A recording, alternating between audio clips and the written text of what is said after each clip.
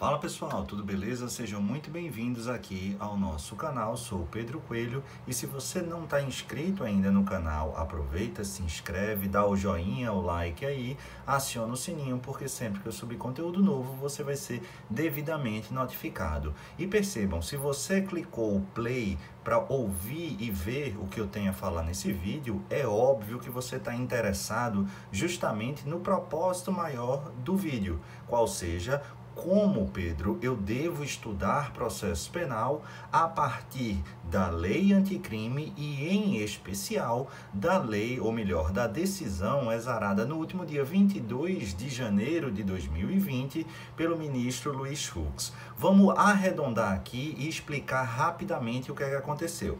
Vocês, obviamente, estão familiarizados que no último dia 24 de dezembro, em uma publicação extra no Diário Oficial, veio ao mundo jurídico, pelo menos, a lei anticrime, que trouxe uma série de inovações dentro das leis no âmbito criminal, seja a lei penal, lei de execução penal ou mesmo leis processuais penais. No que nos interessa, vamos trabalhar as alterações do processo penal. E houve uma série de novidades, a mais emblemática e, sem dúvida, polêmica, mas não apenas ela, foi a incidência do juiz de garantias. E é bom rememorar que a lei anticrime previu uma vacatio legis de 30 dias, ou seja, passaria a entrar em vigência quando? Justamente no dia 23 de janeiro desse ano, de 2020. Bacana. Ocorre que no dia 15 de janeiro já havia um rebuliço muito grande. Por quê? Porque o ministro Dias Toffoli, na sua competência regimental em razão do recesso do judiciário, ele exarou uma decisão cautelar monocrática, suspendendo alguns dos dispositivos e do Código de Processo Penal, cuja redação havia sido alterada pela lei anticrime pelo prazo de 180 dias. Só que no último dia 22 de janeiro, ou seja, já na iminência de entrar em vigor a lei anticrime, o ministro Luiz Fux, relator de várias ADIs manejadas já contra a lei anticrime, fez o quê? Revogou a liminar do Dias Toffoli, do presidente do Supremo Tribunal Federal, e em substituição decretou uma nova cautelar liminar, via liminar monocrática, ad referendo ao plenário.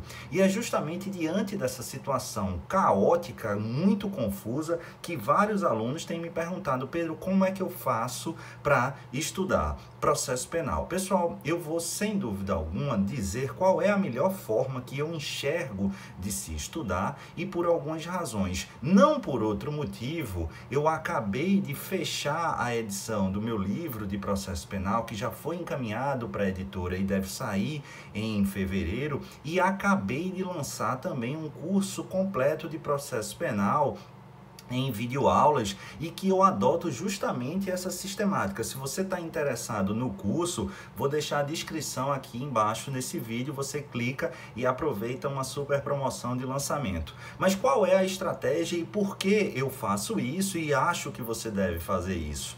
Olha, sinceramente, apesar de eu ter as minhas opiniões, as minhas posições contrárias, na sua maioria, à decisão monocrática do ministro Luiz Fux, eu entendo que hoje, pelo menos com alguma segurança, a gente não pode afirmar se vai vingar, ou seja, se vão reconhecer a constitucionalidade ou a inconstitucionalidade das disposições trazidas no processo penal pela lei anticrime.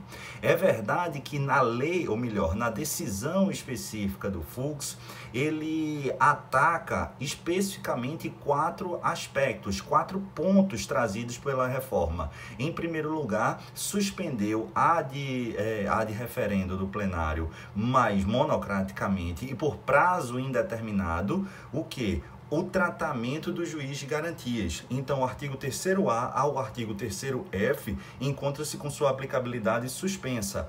A mesma coisa acontece no artigo 28, que impactou e alterou sensivelmente o procedimento de arquivamento. Lembra? Eu cheguei a comentar por aqui que o arquivamento passa a ser, ou passaria a ser, um procedimento exclusivamente intramuros do Ministério Público. Só que com a suspensão a gente ainda vai aplicar o artigo 28 antigo, ou seja, arquivamento hoje ainda permanece naquela ótica de um ato complexo. Além disso, houve a suspensão do parágrafo 5º do artigo 157 do CPP, aquele que trazia uma causa de impedimento superveniente do julgador que tivesse contato, acesso a uma prova ilícita. Isso também foi suspenso por prazo indeterminado. Inclusive, já no voto do ministro, na decisão do ministro, ele antecipa indicativos de reconhecimento da inconstitucionalidade. E o quarto e último ponto, mais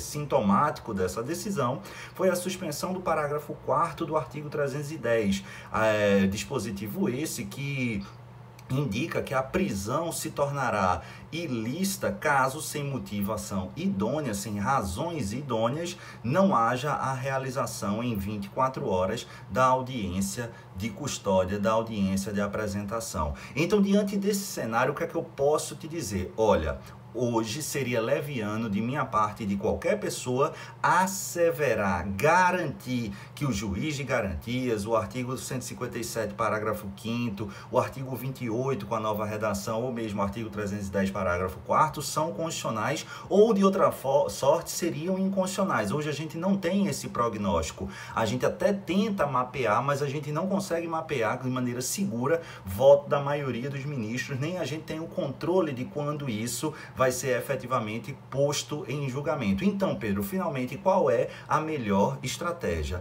A melhor estratégia, pessoal, é intuitiva e, de certa forma, simples, mas que muita gente não quer ouvir, é a gente estudar as duas situações. É isso que eu faço no meu livro e é isso que eu vou fazer justamente no meu curso, que eu começo a gravar na próxima semana.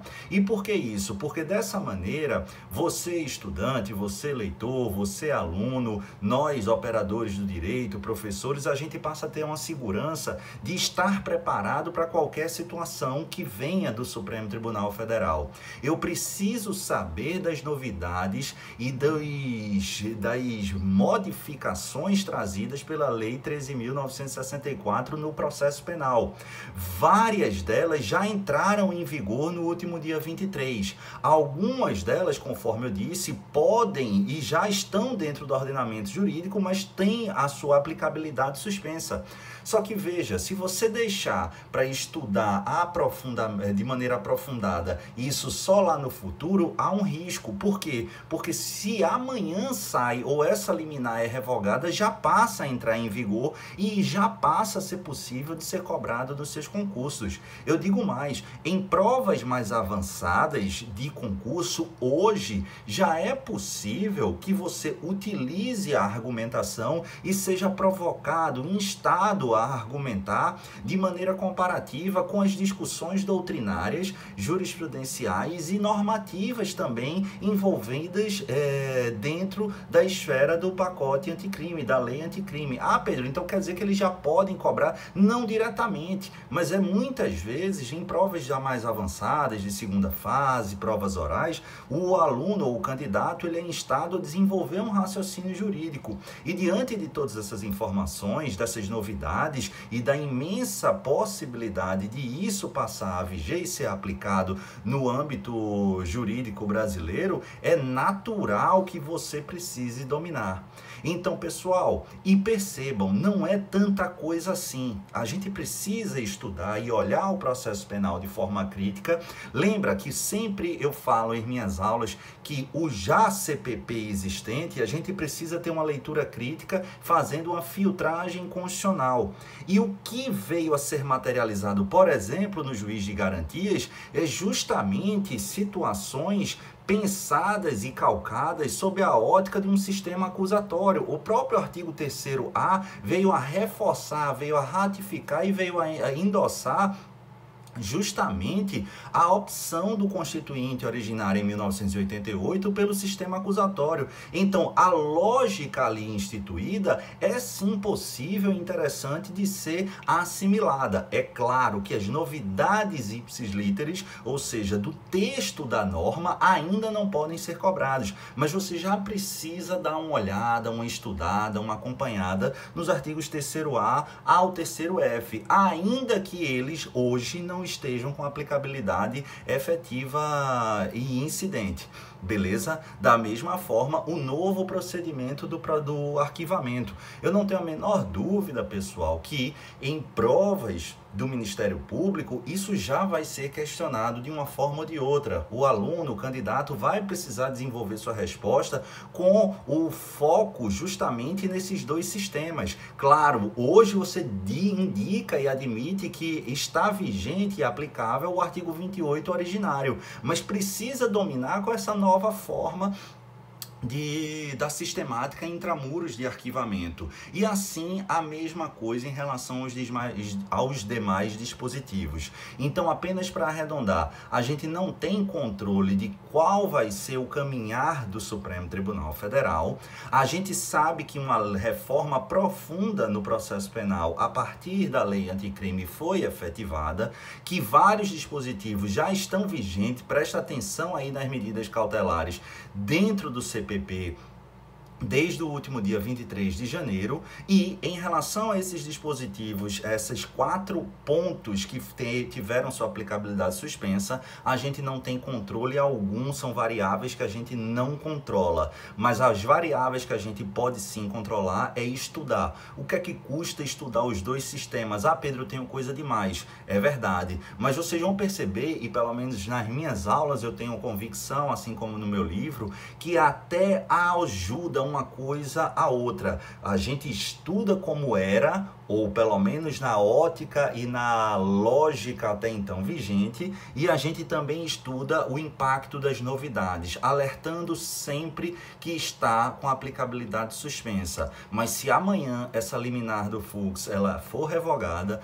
eu não tenho a menor dúvida que você vai estar 100% preparado. É um pouco mais de trabalho e não é tanto assim, acreditem, se bem guiado e bem orientado para um salto lá na frente. Se você deixa para estudar isso lá na frente, aí sim a coisa vai complicar, aí sim você vai ter mais dificuldade. Corre-se o risco de você estar estudando um processo penal hoje que amanhã ou depois já se torne obsoleto. Muito melhor, muito mais inteligente e muito mais estrategicamente interessante que você saiba como era ou como é hoje, mas já fique atento da nova proposta e do novo desenho firmado pela lei anticrime. Para isso, contem comigo, seja aqui no canal do YouTube, seja nas minhas redes sociais, seja no meu novo livro que vai ser devidamente publicado pela editora Juspodium nas próximas 2 ou 3 semanas, se tudo der certo.